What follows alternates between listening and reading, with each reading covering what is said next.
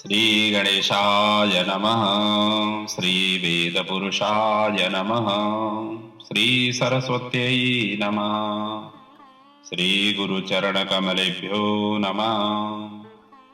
अथ ईशावास्योपनिषत्। गुरुर्ब्रह्मा गुरुर्विष्णु गुरुर्देवो महेश्वर। गुरु साक्षात् परब्रह्म तस्मै श्री गुरवे नमः। यो ब्राह्मणं विददाति पूर्वं यो वै वेदांस प्रणोति तस्मै तमहं देवम् आत्मबुद्धि प्रकाशम् मुमुक्षुर्वै शरणमहं प्रपद्ये। ॐ असतो मा सद्गमय तमसो मा ज्योतिर्गमय मृत्युर्मामृतं गमय। ॐ शान्ति शान्ति शान्ति। ओम। आज से मैं उपनिषद के ऊपर चिंतन मनन करने प्रारंभ कर रहा हूं। उपनिषद को वेदांत कहा गया है। वेदांत दर्शन का जो स्वरूप है उपनिषद से ही लिया गया है। और आज से ईशावास्य उपनिषद के ऊपर मैं चिंतन मनन करने जा रहा हूं। ये ईशावास्य उपनिषद शुक्ल यजुर्वेद संहिता का 40वां अध्याय है। इससे पहले के अध्यायों में कर्मकांड के विषय में है सभी मंत्र, लेकिन ये 40वां अध्याय अंतिम अध्याय भी है और इसमें भगवत तत्व स्वरूप ज्ञान कांड का निरूपण किया गया है। और इसका जो पहला सूत्र है, पहला मंत्र है, उस मंत्र में ईशावास्य शब्द से प्रारंभ हुआ है, इसलिए इस उपनिषद का नाम ईशावास्य उपनिषद रखा गया है। ये उपनिषद लघु आकार का है। इसमें कुल 18 मंत्र हैं और सभी सरल मंत्र है। हर कोई व्यक्ति थोड़ी सी चिंतन करेंगे तो इन मंत्रों का अर्थ सहज रूप से ग्रहण कर सकते हैं, ले सकते हैं। ये तो हो गया ईशावास्य उपनिषद का संक्षिप्त में परिचय। अब इसके विषय वस्तु में प्रवेश करने से पहले उपनिषद क्या है, उपनिषद कितने हैं, उपनिषद का अध्ययन करने से, चिंतन मनन करने से हमें क्या लाभ और नहीं करने से क्या हानि आदि इत्यादि के विषय में पहले स्पष्ट हो जाए। हमारे शास्त्रों में हम सभी जानते ही हैं, अनेक हैं शास्त्र, पारावार ही नहीं है, समुद्र की तरह है शास्त्र। और उस समुद्र में कहां से शुरू करें, कहां पहुंचे, जो सभी के लिए एक तरह से अन्यूल स्थिति सिर्जना हो जाती है। तो ऐसी अवस्था में उपनिषद, जिसको हम वेदांत कहते हैं, इसे क्यों वेदांत कहा गया है? उपनिषद को ज्ञान भी कहा हुआ है, ब्रह्म विद्या भी कहा हुआ है, आध्यात्म विद्या भी कहा हुआ है। ये क्यों कहा गया? इसको ज्ञान करने से हमें क्या लाभ होती है आदि इत्यादि का पहले चिंतन मनन करें, फिर उसके पश्चात हम विषय वस्तु में प्रवेश करेंगे। वेद में 3 कांड विहित है। एक तो है कर्म कांड, दूसरा है उपासना कांड, तीसरा है ज्ञान कांड। ज्ञान कांड से थोड़ा बड़ा उपासना कांड है, उपासना से भी बड़ा कर्म कांड के मंत्र वेद में उल्लेखित हैं। और उपनिषद का अर्थ होता है उपह निषद।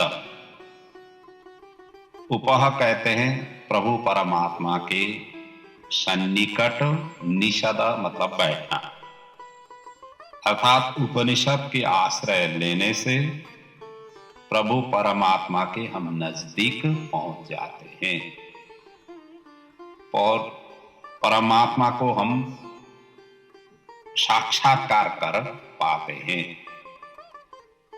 इसलिए उपनिषद शब्द दिया गया है।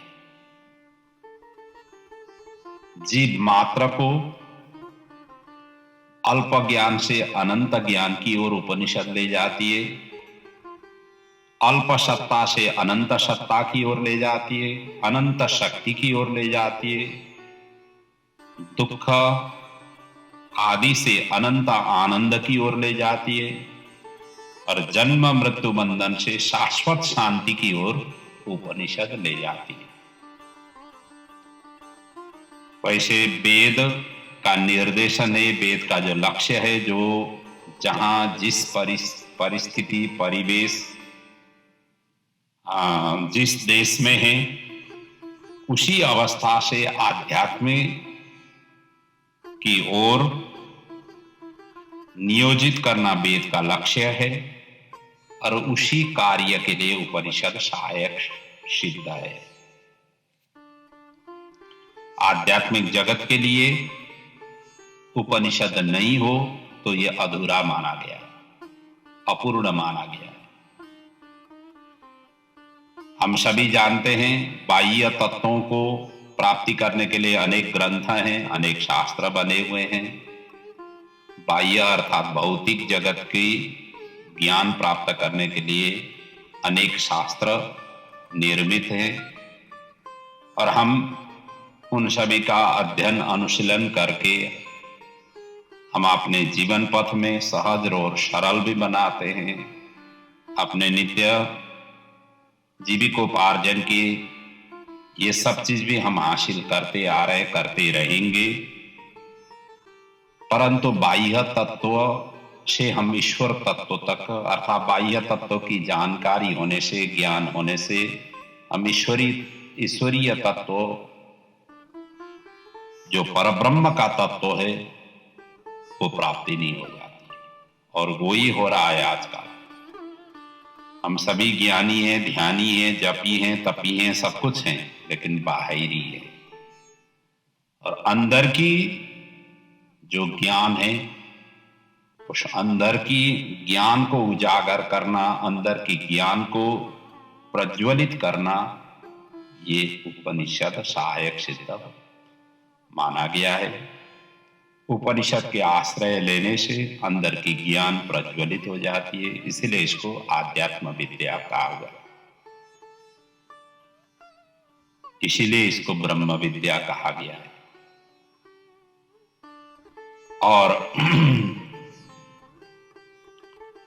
रीते ज्ञानन्न मुक्ति स्पष्ट कहा हुआ है, ज्ञान के बिना मुक्ति संभव नहीं है। जो पुरुषार्थ चतुष्टय का अंतिम लक्ष्य मुक्ति है, मोक्ष है, धर्म अर्थ काम मोक्ष,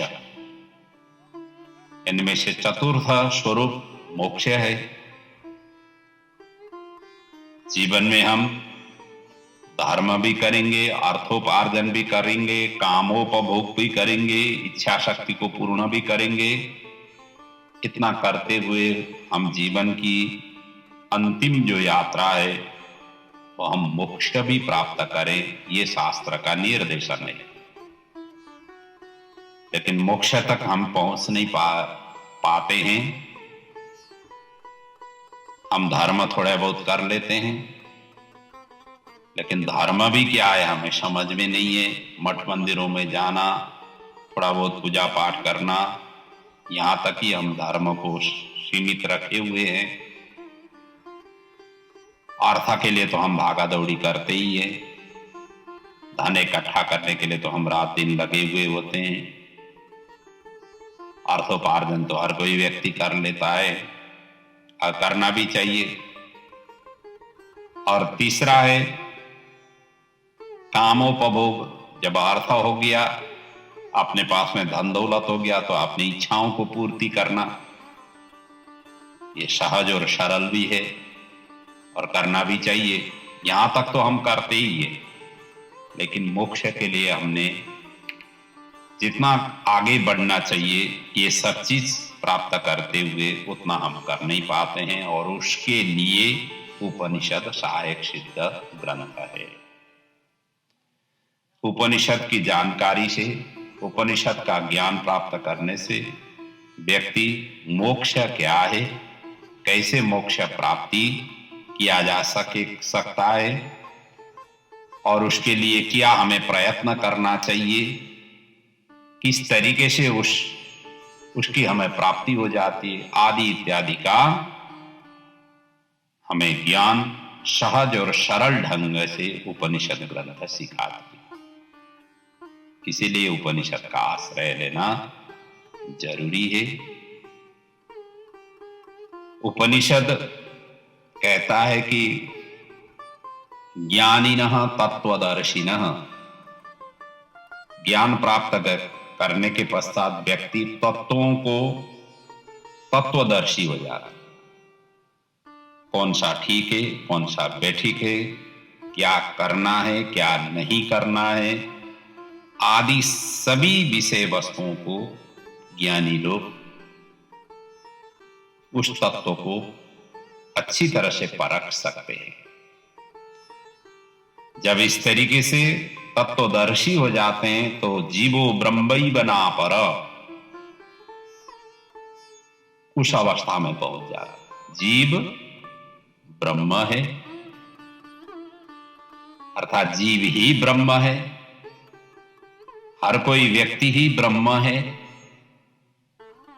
और ब्रह्म से वो पृथक नहीं, उस कोटि में पहुंच जाता है।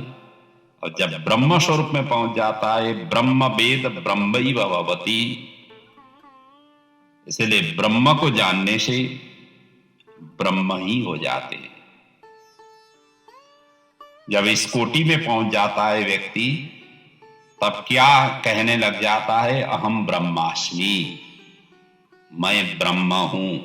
ये सभी जो वाक्य संस्कृत में जो उच्चारण हो रहे हैं, ये सभी उपनिषद के ही वाक्य हैं। इसलिए व्यक्ति उस समय में अहम ब्रह्मास्मि के स्वरूप में पहुंच जाता है। तत्त्वमसि, वही ब्रह्म तुम भी हो, और सर्वम खलविदम ब्रह्म, इतना तो है ये, मैं ब्रह्म हूं, आप भी ब्रह्म हो, इतना तो है ये। फिर आगे जाकर के वो कहता है कि यह समस्त जितने भी चार अचर पदार्थ हैं, ये सभी ब्रह्ममय हैं। इस अवस्था में, इस कोटि में पहुंच जाता है। जब इस अवस्था में पहुंच जाता है तो वो कहने लग जाता है कि ब्रह्म सत्यम जगत मिथ्या, जब ब्रह्म ही सत्य है, संसार सभी मिथ्या है, इस कोटि में वो पहुंच जाता है। जब इस कोटि में पहुंच जाता है तो व्यक्ति क्या, कैसी स्थिति को अपने आप को महसूस कर लेता है कि तत्र कह मोह कह शोकः एकत्वम अनुपश्यतः, अर्थात उस कंडीशन में न तो उसको मोह होता है न शोक होता है। मोह सारा वस्तु प्रपंच के पीछे जो मोह है, जो वासना है, जो आसक्ति है, वो भी उस समय नहीं रह जाता है। और इतना ही नहीं, कह शोकः, उस कंडीशन में शोक भी उसको नहीं होता है। कोई किसी चीज से वियोग होना पड़ा, छूटना पड़ा, या कोई किसी चीज को खोना पड़ा, उस अवस्था में वो शोक को भी उसके ऊपर में शक भी नहीं होता है, मतलब शोक भी नहीं आता है। वो एकत्व स्वरूप में पहुंच जाता है। एकत्वम अनुपश्यत है, सारा संसार जगत सारा का सारा एकत्व स्वरूप में वो अनुभव करने लग जाए। और जब इस अवस्था में पहुंच जाता है व्यक्ति, फिर आनंद ही आनंद है। इससे आगे दुख नहीं है, क्लेश नहीं है। व्यक्ति आनंद के स्वरूप में आरूढ़ हो जाता है और गंतव्य लक्ष्य में वो पहुंच जाता है। और यही उपनिषद हमें सिखाती है। उपनिषद का मूलतः विषय वस्तु ही यही। अब मैंने पहले कहा था, प्रसंग उठाया था कि उपनिषद की संख्या, अभी तक उपनिषद की संख्या एक ही नहीं है। कितने उपनिषद हैं ये अभी तक कोई निर्णय में नहीं पहुंच पा रहे हैं, नहीं पहुंचे हुए हैं। क्योंकि हमारे जितने भी शास्त्र सृजन हुए उस समय कोई ऐसे लिपिबद्ध करने की परंपरा नहीं थी। उस समय प्रिंटिंग प्रेस वगैरह नहीं थी, और उस समय कंप्यूटर आदि तो अब अभी अभी आकर के शुरू हुए हैं, कंप्यूटराइज कर नहीं पाए थे। और विभिन्न कालखंडों में हम इतिहास के श्रृंखलाओं को देखेंगे तो इतिहास में कई ऐसे घटना घटे जिसमें हमारे शास्त्रों के ऊपर में बारंबार आक्रमण हुआ है, शास्त्रों को तहस नहस किया गया है। जो आज शास्त्र हमें उपलब्ध हैं, इनके जो मूल स्वरूप, शास्त्र के जो मूल स्वरूप है वो कई छत बिछत है, कई तो उपलब्ध ही नहीं है, केवल नामों में ही सीमित है। नाम अलग अलग ग्रंथों में उल्लेख किया गया है लेकिन वो शास्त्र मिलते नहीं है। इस तरीके से बारंबार मानव सभ्यता की विकास के क्रम में हमारे जो पूर्वीय दर्शन, पूर्वीय वाङ्मय, पूर्वीय जो साहित्य, जिस धरोहर जिनको ऋषि मुनियों ने अनंत काल पर्यंत तपस्या करके उस प्रभु परमात्मा से साक्षात्कार करके इन ग्रंथों का आविर्भाव किया, प्रकट किया, अपने शिष्य प्रशिष्य में उन्होंने उस ज्ञान को बांटने की कोशिश, मतलब शिष्य प्रशिष्य होते हुए वो चलता आया। लेकिन आज उस कंडीशन में सभी ग्रंथ के पूर्ण अंश हमें उपलब्ध नहीं है, और उपनिषद का भी यही हाल है। फिर भी गीता प्रेस गोरखपुर में से जो निकला हुआ कल्याण के उपनिषद अंक में, वहां पर उपनिषद की संख्याओं को कलेक्शन करने की उन्होंने कोशिश किया हुआ है, और वहां उन्होंने 220 संख्या उन्होंने उल्लेख किया हुआ है, जिसके नाम भी वहां पर दिए गए हैं। इतने उपनिषद अभी की स्थिति में उपलब्ध हैं, ऐसा वहां पर वर्णन है। और इसमें से भी कई लोग जो है 108 उपनिषद, 111 उपनिषद, इस तरीके से भी वो प्रमुख उपनिषद है, इस तरीके से वर्णन कई विद्वान, कई ग्रंथों में इस तरीके से मिलता है। और उसमें से भी जा करके कोई ईशादी 9 उपनिषद को विशेष रूप से, वो तो गीता प्रेस से कई पुस्तकें निकली हुई है, तो आदि इत्यादि है कि ये 9-10 ऐसे उपनिषद मूल रूप से पढ़ने लायक हैं, चिंतन मनन करने लायक हैं, आदि इत्यादि कह करके इस तरीके से भी हमें मिलती है, मतलब इस तरीके से ग्रंथ भी मिलते हैं। तो जो भी हो, जितना उपलब्ध है उनसे तो ज्ञान हम प्राप्त करें। तो आगे जा करके देखिए, ज्ञान का ये भंडार है उपनिषद, इसमें ज्ञान ही ज्ञान भरा हुआ है, कोई कहानी नहीं। जो कहानी 1-2 प्रसंग में आए हुए हैं वो कहानी भी ज्ञान देने के लिए ही आए हुए हैं, नहीं तो सभी सूत्रों में ज्ञान ही ज्ञान भरा हुआ है।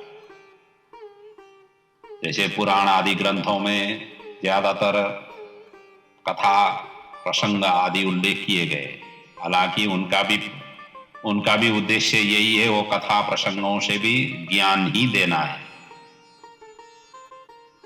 वेद के पश्चात वेदांत उपनिषद आए, आरण्यक ग्रंथ आए, ब्राह्मण ग्रंथ आए, उसके पश्चात स्मृति ग्रंथ आए, उसके पश्चात नीति ग्रंथ आए, और उसके पश्चात पुराण ग्रंथ, इतिहास ग्रंथ आए। इस तरीके से हमारी वैदिक काल से लेकर आज पर्यंत कई कालखंड होते हुए इस ग्रंथों का एक के पश्चात दूसरा थोड़ा सा सरल और सहज ढंग से उनकी व्याख्या, उनकी मूल मर्मों को व्याख्या करते हुए आए हुए। वेद अपौरुषीय है, और वेद के पश्चात ये उपनिषद भी वेद का ही अंग होने से ये भी अपौरुषीय ही कहा गया है, और उसी के ही अंग भाग होने से ब्राह्मण, आरण्यक, इन ग्रंथों को भी उसी कोटि में लिया गया है। आगे जाकर के जो स्मृति ग्रंथ बने, ये ऋषियों ने उन वेदों को, जो ज्ञान है उस ज्ञान को स्मृति शास्त्र के रूप में उन्होंने प्रस्तुत किया, और उधर नीतिकारों ने नीति शास्त्र के रूप में उनका प्रस्तुत किया। लेकिन इनका विषय वस्तु वहीं से लिया गया है, वेदों से ही लिया गया है, उपनिषदों से ही लिया गया है। इन्हीं विषय वस्तुओं को ही लेकर के उन्होंने प्रस्तुत किया हुआ है। इसलिए नीति ग्रंथ भी, स्मृति ग्रंथ भी मान्य है। और आगे जाकर के पुराण ग्रंथ की प्राकट्य हुई, और पुराण ग्रंथ भी अनेक हैं। 18 तो महापुराण है, दूसरे उप पुराण उतने ही 18 हैं। पुराण ग्रंथ का भी व्यापक ढंग से व्याख्या करते हुए उसी तत्वों को ही पुष्टि करने के लिए पुराण ग्रंथ भी प्रस्तुत हुए। बाद में महाभारत ग्रंथ, इतिहास पुराण में महाभारत ग्रंथ, रामायण ग्रंथ आदि का यह आविर्भाव हुआ, जो सभी ग्रंथों का मूलतः उद्देश्य यही है कि धर्म, अर्थ, काम, मोक्ष, ये 4 पुरुषार्थ की परिपोषण करने के लिए किसी न किसी तरीके से इन ग्रंथों के माध्यम से हुआ है। और यही हमारे शास्त्र के अमूल्य निधि रहे हुए हैं, और इसी का ही अनुशीलन, अनुगमन करने से व्यक्ति उस प्रभु परमात्मा की साक्षात्कार कर लेता है। आदि सभी इन ग्रंथों में यही वर्णन किया गया है। तो ज्ञान प्राप्त करना, उपनिषद एक अचूक अचूक तत्व है। मतलब उपनिषद की यदि हम अनुशीलन, अनुगमन करेंगे तो हम ज्ञान प्राप्त कर पाते हैं। और ज्ञान स्वतः प्रमाण है, ज्ञान स्वयं प्रकाश है, ज्ञान कालातीत भी है, ज्ञान देश सीमा से बाहर है, ज्ञान विषय में सीमित नहीं है, ज्ञान सर्वथा अबाध्य है, ज्ञान का स्वरूप अनिर्वचनीय है, ज्ञान असत्य से सत्य की ओर, हिंसा से अहिंसा की ओर, ध्यान की ओर, उपासना की ओर ज्ञान ले जाती है। ज्ञान का यही है कि व्यक्ति ज्ञानी हो तो ये सभी स्वरूप में अपने आप को प्रस्तुत कर पाता है। हमारे पूर्वीय वाङ्मय में आध्यात्मिक विद्या के लिए षड दर्शनों का विशेष उल्लेख है। षड दर्शनों में से ये जो वेदांत दर्शन है, ये वेदांत दर्शन ये उपनिषद का विषय वस्तु है। अर्थात वेदांत दर्शन जो बना हुआ है, वो वेदांत दर्शन उपनिषद का ही विषय वस्तुओं को समेटा गया है। जब वेदांत दर्शन का जो मूल सिद्धांत है, वो सिद्धांत ब्रह्म ही ये संसार को, मतलब जगत की उत्पत्ति, स्थिति और लय, अर्थात जगत को उत्पन्न करने वाले भी प्रभु हैं, ब्रह्म ही है, और इसको पालन करने वाले भी ब्रह्म तत्व ही है, और इसको संहार करने वाले भी वही ब्रह्म तत्व है। अर्थात ब्रह्म से उत्पन्न होकर के ब्रह्म ही फैलता है। जब उनकी समेटने की इच्छा होती है तो संहार भी वही कर लेता है। यही वेदांत दर्शन का मूलभूत सिद्धांत है और ये सिद्धांत उपनिषद से लिया गया है। अर्थात उपनिषद का जो विषय वस्तु है ये ब्रह्म तत्व को साक्षात्कार करना है, ब्रह्माकार वृत्ति बनाना है। उपनिषद की अनुशीलन अनुगमन करने से व्यक्ति ब्रह्माकार वृत्ति में स्थापित हो जाता है। ब्रह्माकार वृत्ति में स्थापित हुआ व्यक्ति ही सर्वत्र प्रभु का स्वरूप देख सकता है, अनुभव कर सकता है, क्योंकि आत्मा सर्वव्यापक है, ब्रह्म सर्वव्यापक है। ब्रह्म को विराट स्वरूप से सारा नीचे की ऊपर की जो लोक बताए गए हैं ये प्रभु का विग्रह बताया गया है, प्रभु का शरीर बताया गया है। नीचे की जो 7 लोक हैं, ऊपर के जो 7 लोक हैं, ये ब्रह्म का ही स्वरूप, ब्रह्म का ही शरीर बताया गया है। जो महाविराट के रूप में पुराणों में वर्णन है, उसका महापुरुष के रूप में वर्णन है। जो भूर्भुव अश्व जन तप आदि ऊपर के लोग, नीचे अतल वितल सुतल तलातल रसातल पातल आदि जो नीचे के लोक हैं, ये प्रभु का ही शरीर है। इस तरीके से वर्णन किया गया है। तो ब्रह्म तत्व को प्राप्ति करना, ईश्वर तत्व की प्राप्ति करनी है और वही शिक्षा और प्रेरणा हमें वेदांत ये उपनिषद सिखाती है। वेदांत दर्शन इस प्रकार का है। बाकी सांख्य दर्शन है, ये कपिल मुनि ने इसको स्थापित किया, जहां पर प्रकृति और पुरुष से संसार व्यापक है, इस वस्तु को वहां पर पुष्टि किया गया है। दूसरा है मतलब तीसरा है योग दर्शन, ये पतंजलि मुनि ने इसको प्रतिपादित किया, जहां चित्त की विकारों को योग द्वारा आत्मा में स्थितित मतलब आत्मा में विलय करना या आत्मा में स्थापन करना, ये योग दर्शन उस तरीके की शिक्षा, इसके मूलभूत ऐसा विषय वस्तु है। इसीलिए कहा गया ना, योग चित्त वृत्ति निरोध। चौथा है न्याय दर्शन। न्याय दर्शन गौतम मुनि ने स्थापन किया, अर्थात इसके प्रवर्तक गौतम मुनि है, जहां प्रमाण के द्वारा निश्चित अर्थबोध हो जाता है और अर्थबोध होना ही प्रभु परमात्मा को प्राप्ति होना है। इस विषय वस्तु को न्याय दर्शन ने स्पष्ट रूप से, उसका मूलभूत विषय वस्तु इस प्रकार का है।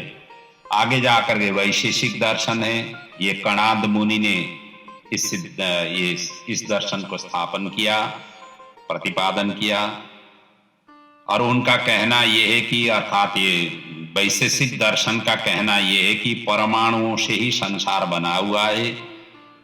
जो द्रव्य गुण कर्म सामान्य विशेष समवाय और अभाव, ये 7 पदार्थों की साधर्म्य और वैधर्म्य से ईश्वर की प्राप्ति को बोध कराना इसका मूलभूत लक्ष्य है और उसी प्रकार की सिद्धांत ये प्रतिपादित किया हुआ है।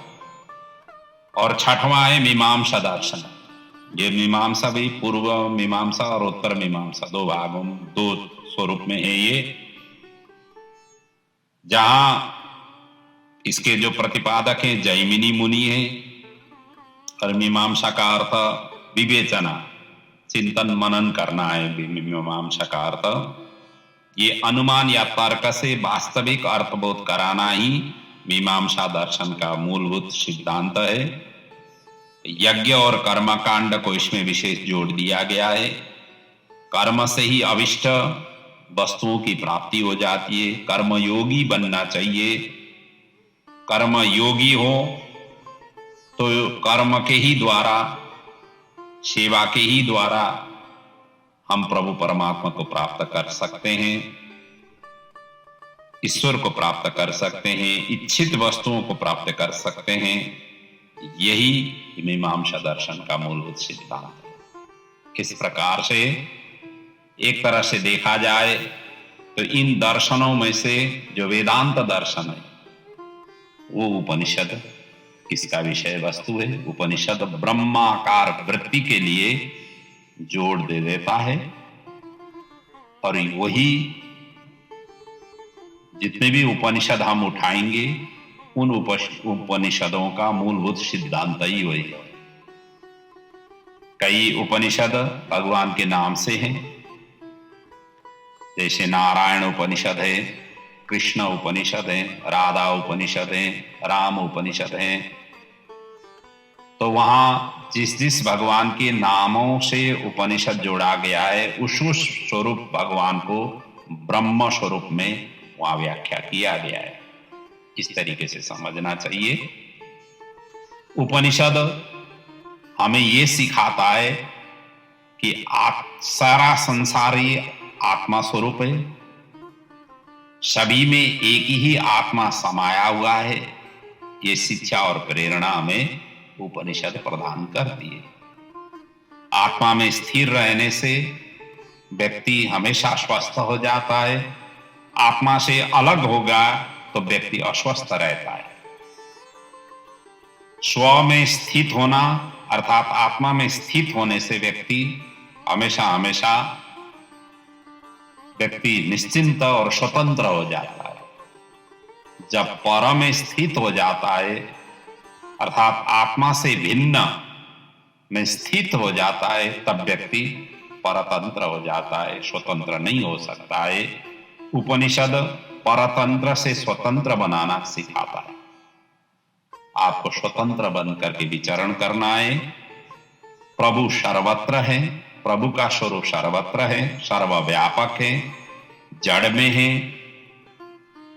और थावर जंगम में है, स्थावर में है, जंगम में है, पशु में है, कीट में है। सभी जितने भी पदार्थ जितने भी हम हमारे ये देखने में, सुनने में, अनुभव करने में हमें मिलती है, ये सभी में प्रभु का निवास है। ये शिक्षा और प्रेरणा हमें उपनिषद सिखाता है। उपनिषद में ये विषय वस्तु समाया हुआ है। ऐसा ये अद्भुत उपनिषद का स्वरूप है। आइए अब आज से हम ईशावास्य उपनिषद के भी जो सूत्र हैं, सूत्रात्मक ढंग से उनके चिंतन मनन को अब आगे बढ़ाएंगे। पहला सूत्र प्रारंभ करने से पहले यहाँ पर शांति पाठ दिया गया है, जिसको मंगलाचरण के रूप में लें या शांति पाठ के रूप में लें। जो शांति पाठ का मंत्र है हम सभी विदित ही है। इस मंत्र को हम सभी ने सुना हुआ ही मंत्र है, सरल मंत्र है। मैं इसका पाठ करूं तो आप सभी को पता भी लग जाएगा। ओम पूर्णमदः पूर्णमिदं पूर्णात् पूर्णमुदच्यते पूर्णस्य पूर्णमादाय पूर्णमेवावशिष्यते। ओम शांति शांति शांति। ये ईशावास्य उपनिषद का पहला मंगलाचरण शांति पाठ मंत्र है और इसका अर्थ यही है कि वो प्रभु परमात्मा, वो परब्रह्म सब प्रकार से पूर्ण है। ये जगत भी पूर्ण है और उस परब्रह्म परमात्मा से ही ये जगत पूर्ण है, अर्थात उनसे ही उत्पन्न हुआ है।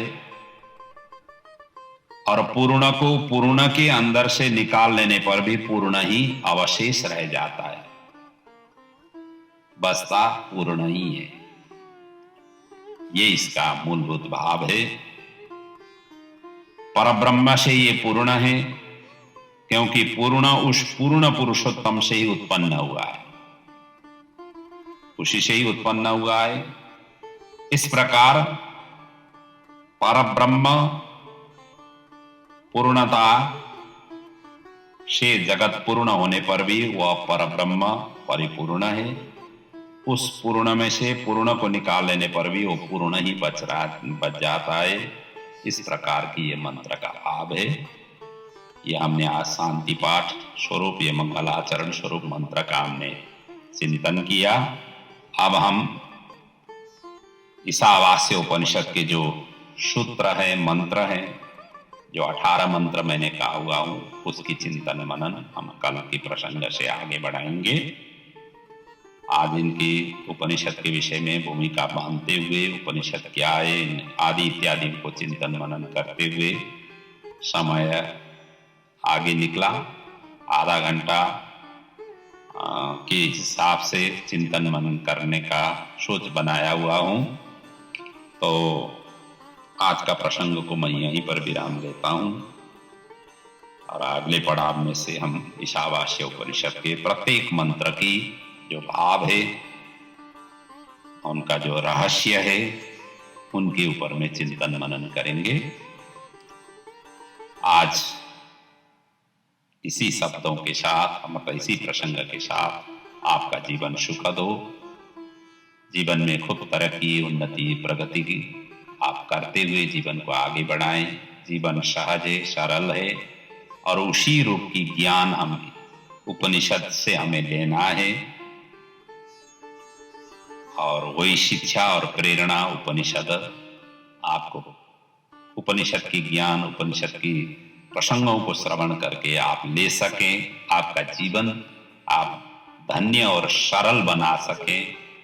यही उद्देश्य और ध्येय के साथ इस महान ग्रंथों को यत्किंचित जो भी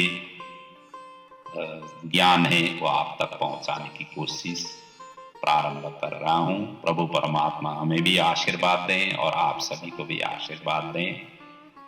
ओम पूर्णमदः पूर्णमिदं पूर्णात् पूर्णमुदच्यते पूर्णस्य पूर्णमादाय पूर्णमेवावशिष्यते। ओम शांति शांति शांति। ओम।